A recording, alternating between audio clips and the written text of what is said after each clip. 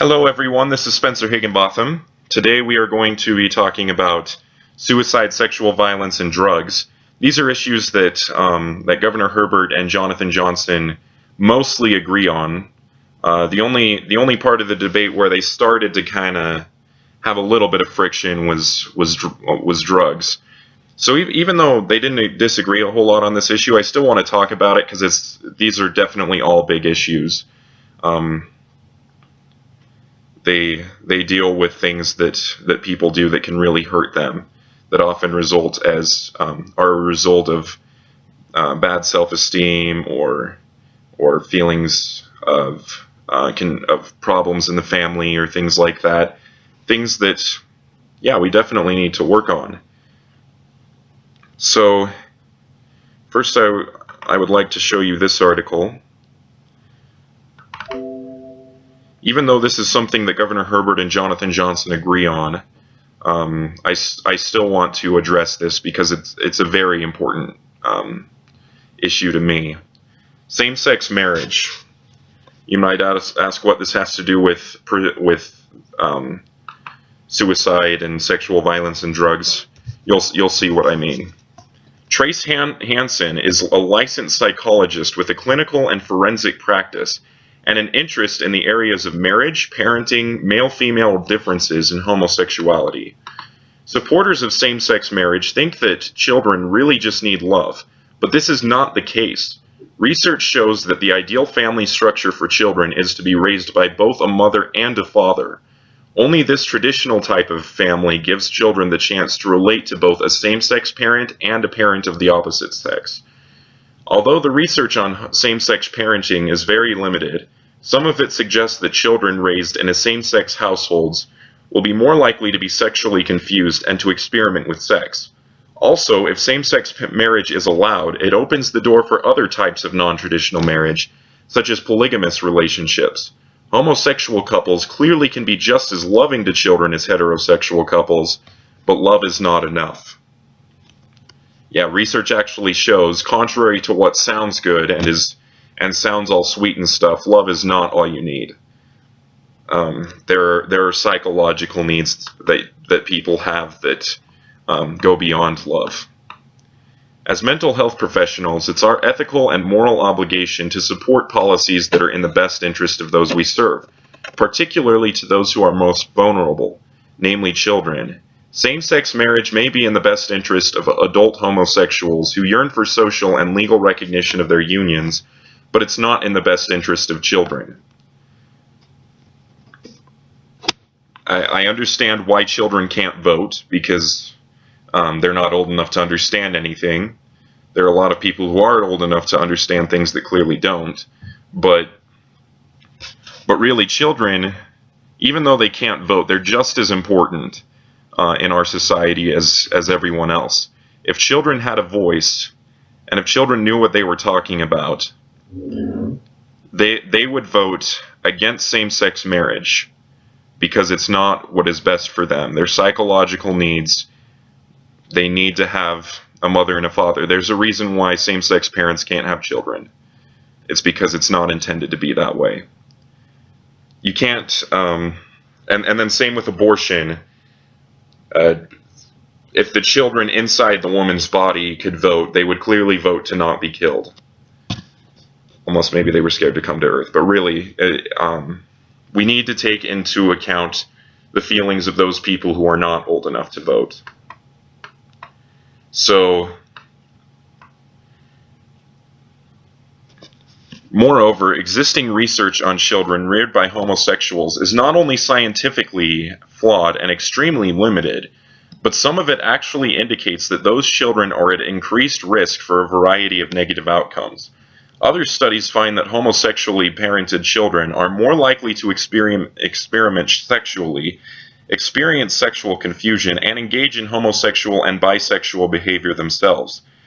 And for those children who later engage in non-heterosexual behavior, extensive research reveals they are more likely to suffer from psychiatric disorders, abuse alcohol and drugs, attempt suicide, experience domestic violence and sexual assault, and are at increased risk for chronic diseases, AIDS, and shortened lifespans.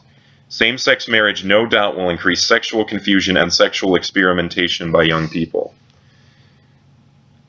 Now you can, I know some people find it inappropriate to not separate politics from God. But I believe in God. I believe that it is the truth that He exists. And we can't ignore that fact because it's a big thing. God intended for marriage to be marriage to be between a man and a woman. And scientific studies have shown that it is best for it to be between a man and a woman. So, yeah, that's all I'll say on that issue. I might get too emotional if I said any more. So the one part where they did start to disagree a little bit, Governor Herbert and Jonathan Johnson, was when it came to drugs. Johnson says he believes that there should be medical marijuana in Utah, and Governor Herbert also believes that there should be medical marijuana, but the steps have been a little bit slow, and Johnson is kind of criticizing Governor Herbert for that, not as harshly as on other issues, but so before I started doing research, I actually was against medical marijuana. I thought that, you know, other drugs can do the job just as well. But that's actually not the case. In this article, a growing number of parents in the U.S. are turning to marijuana as an alternative to prescription painkillers. The CDC has officially declared prescription drug abuse in the U.S. to be an epidemic, with overdose resulting in more than 44 deaths each day. That's 17,000 deaths per year, and the number continues to rise. As of 2010, an estimated 52 million Americans over the age of 12 use prescription drugs for non-medical purposes. Deaths caused by prescription drug overdose outnumber deaths caused by heroin and cocaine combined. People all over the country are beginning to wonder if marijuana is a safer option. So really, yeah, prescription drugs can really be just as dangerous as marijuana. To date, we still have no recorded deaths related to marijuana overdose, ever, in fact. Ever.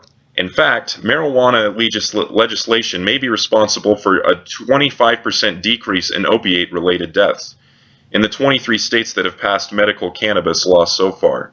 That's about a 25% reduction in deaths caused by pain pills, heroin, and morphine.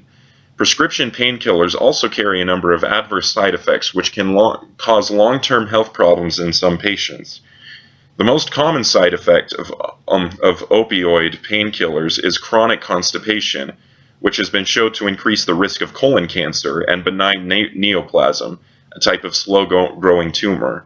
A study performed in 2008 lists common symptoms associated with prescription painkillers.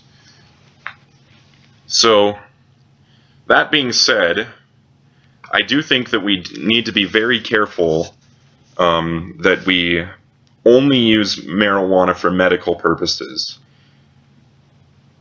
Because I served my mission in the California Santa Rosa mission. That's right in the middle of where marijuana is, where most of the marijuana in the world is. And I saw a lot of people who were chronically addicted to it, and I saw how much it hurt them. And I want to make sure that that does not happen in Utah. So I think our first priority should be to make sure that marijuana is only used medically, and then maybe our second priority should be to make it so that it can be used medically. This is what Utah has done in order to pass medical marijuana.